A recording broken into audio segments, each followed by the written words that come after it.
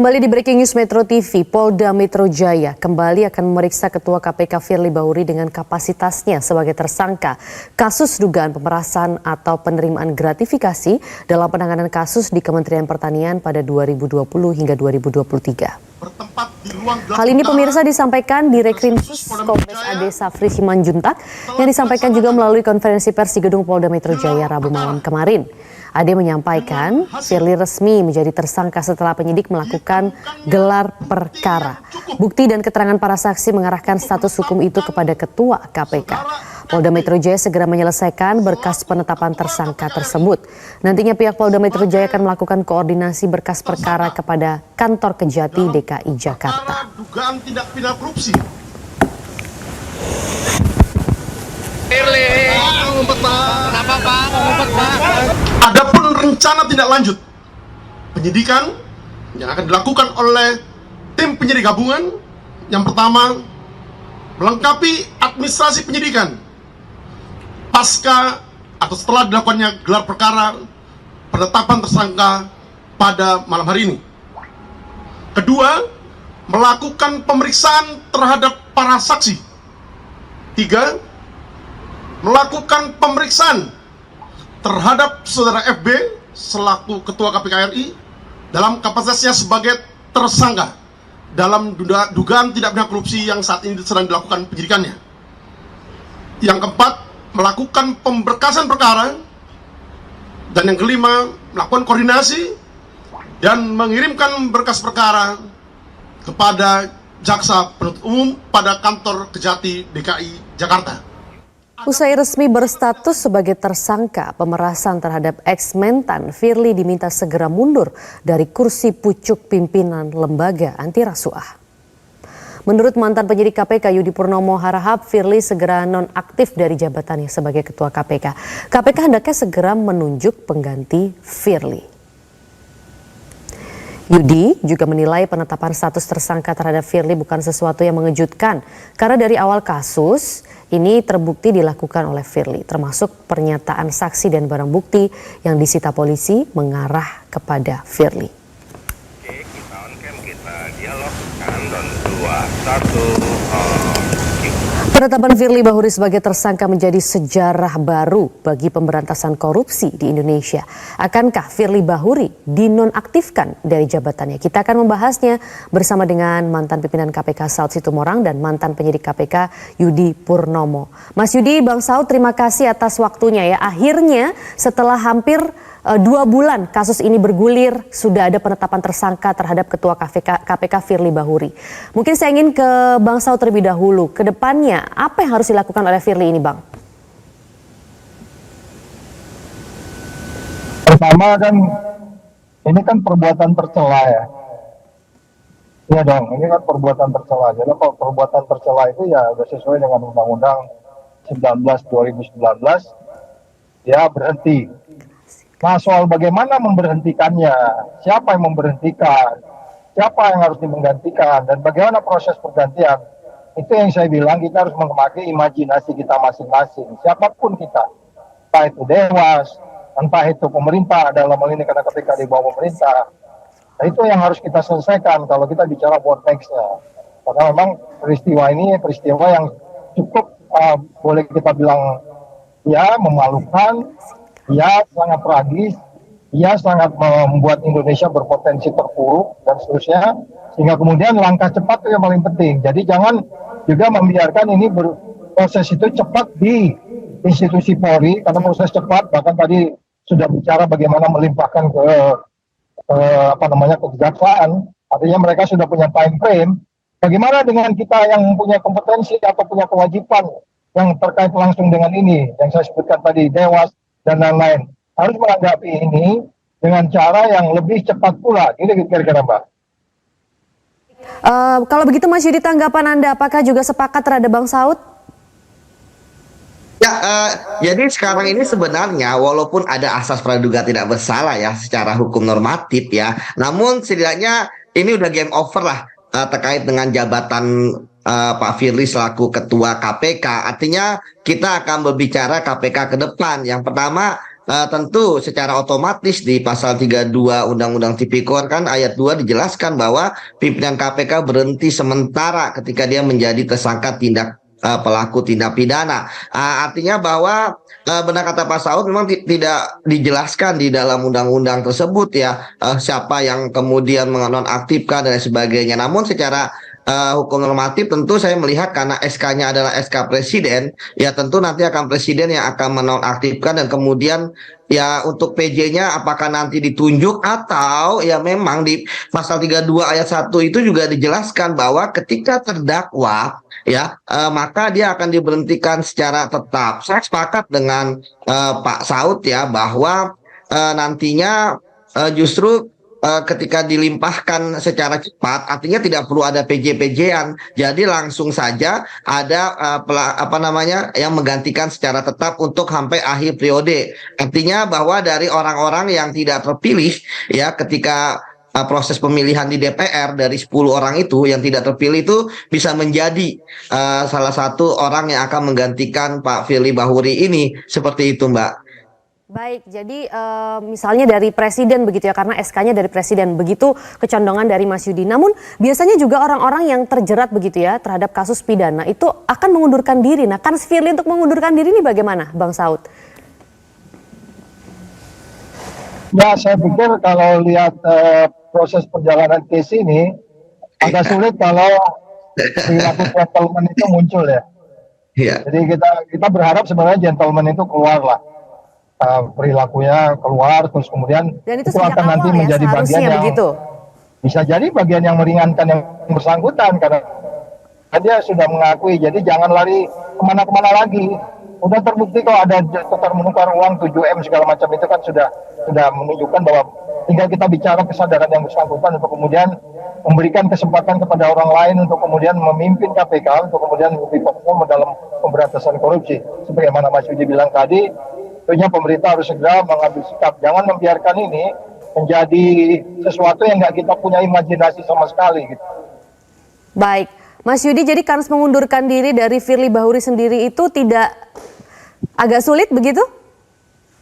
Ya dari 100% gitu ya, kemungkinan itu mungkin hanya 1% dia mau mengundurkan diri, karena seperti yang sudah sampaikan oleh Pak Saud, kita sudah lihat perjalanan kasus ini ya, mulai dari Pak SYL diperiksa, kemudian bagaimana Pak Firly melakukan upaya mangkir ya kan, drama-drama sampai dia mengglosor gitu ya, menutup wajahnya di dalam mobil ya, kemudian di suatu waktu dia tampil ke media gitu. Jadi gimmick-gimmick seperti ini ya sebagai tanda bukti pertama kan panik gitu kan. Yang kedua ya cara menghentikannya adalah tadi sudah dilakukan oleh penyidik, yaitu memberhentikan menyetapkan tersangka sehingga dia otomatis akan berhenti untuk sementara. Karena saya lihat kan Pak Firly ini ingin bermain formal, bukan bermain masalah etika. Kalau bermain masalah etika ya secara lega formal wajar harusnya mundur gitu kan.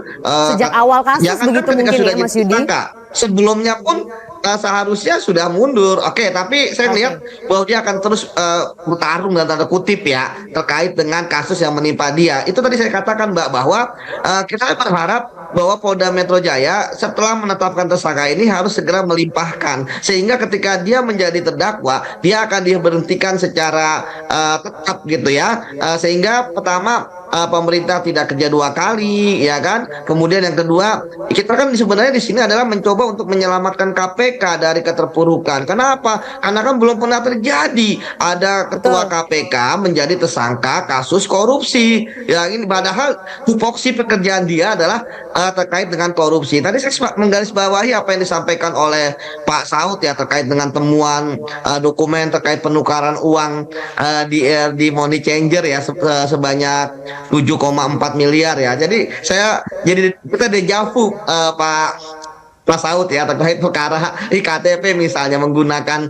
money changer gitu kan sebagai upaya untuk menyamarkan gitu kan, karena penerimaan uang berdasarkan dolar. Jadi saya pikir kembali lagi bahwa Pak Firly pasti akan bertahan. Dia tidak akan mau mundur. Nah, itulah sebabnya kita juga harus bermain secara formal. Bagaimana Pak Firly ini ya, artinya dia harus segera digantikan. Karena apa? Karena kan psikologis dari pegawai KPK gitu kan tentu akan sangat terganggu Iya. gitu ya, melihat ketuanya sendiri dijadikan tersangka akibat kelakuan dari ketuanya sendiri yang diduga melakukan pemerasan terhadap Menteri Pertanian yang saat ini juga menjadi tersangka di KPK. Seperti Baik. itu, Mbak. Baik, kalau dari Dewan Pengawas KPK atau Dewas KPK sendiri punya kewenangan kan seharusnya untuk menonaktifkan Firly dan juga menggantinya, Bang Saud? Kalau bicara Dewas, saya nggak mau nanggapin lagi. Bosan saya nanggapin Dewas. Mengapa Bang? Apakah Dewas tidak punya kewenangan atau mungkin keberanian? Kan udah cukup banyak, Mbak Maria. Kasusnya kan cukup banyak yang sudah seharusnya. Tapi kan ini sudah jelas Bang. Ini kan sudah jelas, sudah ada penetapan tersangka loh Bang. Apakah memang masih belum bisa seperti itu Dewas bertindak seperti yang seharusnya? Ya, kita perlu bukti kan. Mereka membuat sensor yang disebutnya integritas, sinergi kepemimpinan, profesionalisme, dan keadilan. Apa ini integritas? Dengan satu poin itu aja udah cukup menunjukkan mereka harusnya bisa bertindak untuk menerapkan peraturan Dewan Pengawas 010203 di mana sanksinya berat dan diminta mengundurkan diri. Dan untuk menyimpulkan itu kan nggak perlu bukti cukup sampai beberapa hari sebenarnya. Melihat foto saja kemarin yang muncul di media, mereka sudah bisa masuk dalam satu kesimpulan ada sesuatu persoalan yang nyangkut dengan etik. Tapi nyatanya nggak dilakukan kan. Jadi saya pikir, saya jadi nanggapi ya, saya nggak mau nanggepin Dewas, saya capek kita nanggapinya. Jadi harapan tertinggi untuk menonaktifkan Firly ke siapa Bang Saud? Presiden kah? Saya itu apa kata Mas Yudi tadi, karena ini bagian dari pemerintah, kalau pemerintahnya punya imajinasi, kalau pemerintahnya komit pemberantasan korupsi, di sini sudah jarang paling dalam struktur pemberantasan korupsi di Indonesia yang terkait dengan pimpinannya. Kalau pemerintahnya juga nggak punya imajinasi tentang itu, saya nggak ngerti lagi. Baik, kita juga sedikit akan flashback ya ke kasus ini. Kan ini kasus sudah hampir 2 bulan berjalan dan lebih dari 50 orang sudah diperiksa. Nah, namun baru sekarang ada penetapan tersangka. Menurut Mas Yudi sendiri juga yang mengawal kasus ini dari awal ya, kita tahu Mas Yudi, itu apa sih Mas yang membuat kasus ini begitu sulit begitu ya untuk ditetapkan sebagai tersangka? Seperti semalam akhirnya sudah ada penetapan tersangka, Mas Yudi. Ya, jadi saya selalu mengatakan bahwa memang ketika kasus ini itu kita harus punya kesabaran revolusioner gitu ya, kesabaran yang luar biasa. Karena pertama bahwa kasus ini kan calon tersangkanya ketika itu ya, itu adalah ketua KPK, yang artinya bahwa dia pertama high profile ya, dia punya jabatan, kedudukan, kewenangan, kekuasaan seperti itu. Kemudian yang kedua, ketua KPK adalah lembaga pemberantasan korupsi gitu ya. Artinya tentu harus diukur juga gitu ya bagaimana dampaknya gitu kan. Selanjutnya yang ketiga ya, dalam akal pikiran kita kan logikanya nggak mungkin ketua KPK melakukan korupsi, dia tugasnya memberantas korupsi gitu. Kemudian yang menarik adalah ketika misalnya Firly Bahuri misalnya ketika di akhir-akhir sebelum menjadi tersangka melakukan tembakan-tembakan kosong gitu ya, mulai dari Harun Masiku gitu kan, ada menyetrum misalnya Pak Kapolda gitu kan terkait dengan adanya laporan kasus apalah gitu ya. Saya pikir hal-hal seperti ini kan menjadi sebuah gimmick yang menurut saya menjadi bumbu-bumbu ya di dalam upaya penegakan kasus ini. Dan kalau kita melihat tadi berkata Mbak ya, saya membaca yang terakhir kan sudah 91 ya, ada saksi, ada ahli, termasuk Pak Saud sendiri. Beliau ini ahli gitu kan. Jadi beliau ini Ternyata ahli sudah 91 ya sekarang untuk gitu saksinya ya. Yang diperiksa. Jadi begitu banyaknya saksi, kemudian Mbak tempat digeledah ya kan, kemudian sudah mulai mengarah. Dan yang paling menarik adalah ketika awal kasus ini kan laporannya adalah dugaan pemerasan ya kan, pasal 12 huruf E Undang-Undang Tipikor. Namun ternyata penyidik menemukan hal yang lebih ya, berdasarkan barang bukti, alat bukti, penggeledahan, pemeriksaan saksi, bahwa bukan hanya 12E tetapi ada 12B besar. Itu gratifikasi gitu kan, terkait dengan penerimaannya. Dan Ditambah sekarang kemarin dikatakan bahwa ketika kongres ada lagi pasal berlapis yaitu suap menyuap, ya kan, kait dia menerima suap pasal 11. Artinya 3 pasal berlapis ini ya saya melihat pertama berarti kekuatan pembuktian yang selama ini dicari oleh penyidik itu sangat kuat. Kemudian yang kedua, penyidik Polda Metro Jaya sangat serius ya menangani kasus ini. Kemudian yang ketiga, saya melihat bahwa saksi-saksinya akan berarti kooperatif. Kenapa, Mbak? Ingat loh, kasus ini kan adalah kasus post factum, ya, ketahuan setelah terjadi. Yang artinya ya ketika dulu kami OTT misalnya akan sangat mudah karena kami sudah melakukan penyadapan, sudah memantau dan sebagainya. Artinya di sini keterangan saksi-saksi untuk memperkuat bahwa uang-uang tersebut misalnya diterima oleh Pak Firly sudah jelas dan sudah sangat kuat gitu kan, sehingga 2 alat buktinya cukup, ya kan, mulai dari proses penyelidikan, ada peristiwa pidana, naik penyidikan, dan sekarang memasuki fase akhir yaitu telah ditemukannya tersangka dalam dugaan pemerasan ini yaitu Pak Firly Bahuri selaku Ketua KPK. Seperti itu, Mbak. Jelajahi cara baru mendapatkan informasi. Download Metro TV Extend sekarang.